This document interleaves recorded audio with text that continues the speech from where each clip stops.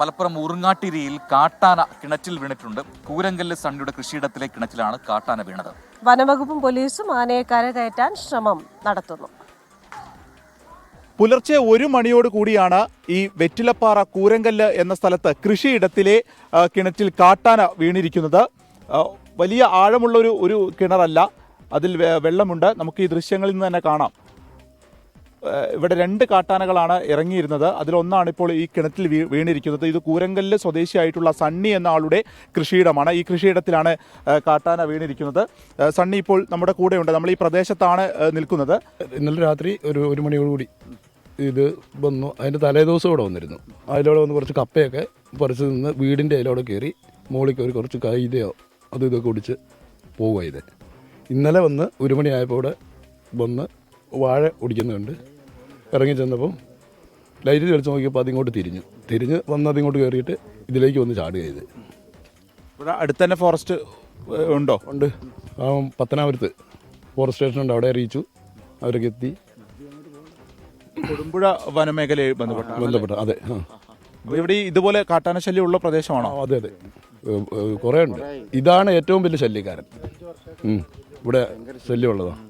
ഇത് കുറേ ആയി ഈ ശല്യം തുടങ്ങിയിട്ട്. ഒരു 5-6 മാസമായിട്ട് നിരന്തരം ആന വന്നിട്ട് ഇവിടെ കൃഷിയും തെങ്ങും കവുങ്ങും എല്ലാം നശിപ്പിച്ചുകൊണ്ടിരിക്കുകയാണ്.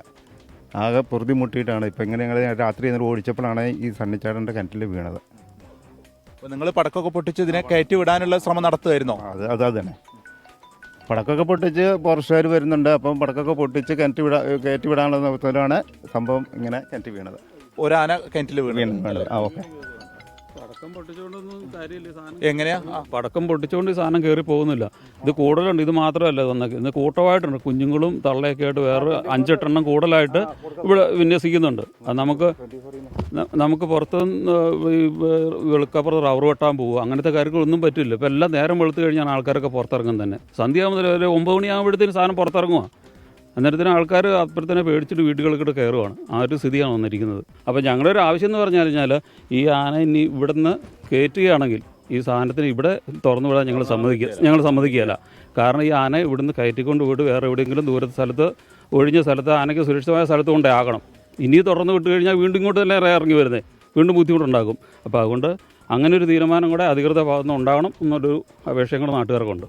അതെ, വനവകുപ്പിന്റെ ഉദ്യോഗസ്ഥരും പോലീസും ഉൾപ്പെടെയുള്ളവർ സ്ഥലത്തെത്തിയിട്ടുണ്ട്. ഇനിയിപ്പോൾ ആനയെ കരയ്ക്ക് കയറ്റുക എന്നുള്ള ഒരു ദൗത്യമാണ്.